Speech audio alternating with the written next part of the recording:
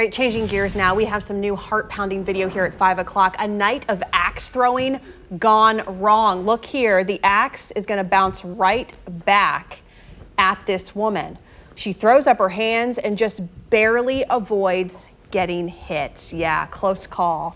We've shown you video like this once before, but this particular incident happened at the Bury the Hatchet in Overland Park.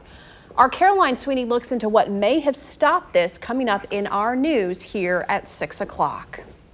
Well, when we get rain like what we've seen here lately, most of us hunker down and ride out the storm, right? But KCTV5's CAROLYN Long is here to introduce us to some neighbors who literally go immediately into panic mode. CAROLYN, what's this all about? Well, I'll tell you what, Brad, here in this charming Waldo neighborhood, heavy rainfall brings back painful memories of past storms that have led to flooded basements. And as feared, it has happened again. And they point the blame squarely at the city.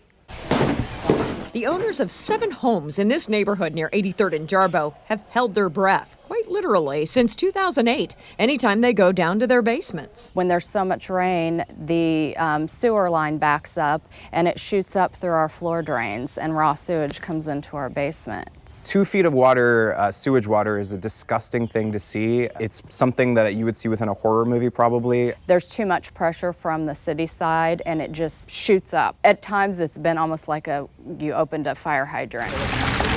Jill Thomas and her neighbors say the problem stems from the city's collapsed sewer line that is incorrectly attached to the storm drain, and the city doesn't deny it. This just happened last fall. I had about 2 feet of water, which the city did take responsibility for, but unfortunately, not for lack of trying, they're not willing to do the work to fix the sewer problem. While Andrew COTLAR is appreciative, the city has helped with cleanup and even reimbursed him for a damaged washer and dryer, water heater, and HVAC system. The source of the problem remains. The city was nice enough to come in and offer cleanup, but we're right back to where we started now, with waste on the floor and the walls destroyed. Leaving them with 3 problems: the obvious mess and foundation damage, the decrease in home value, and the health concern. Well, we have 5 kids and we're worried about infectious wastes flooding our basement. I'd just like the city to fix something. I'd like them to finally take care of this. I mean, it's affecting all of our lives. I feel like I have post-traumatic stress every time it rains. Well, I bet you do. We have reached out to the water department, the city, and their city councilman, and apparently there is a project to fix old sewer lines in that part of the city, but it's unclear when they'll get around to that particular street.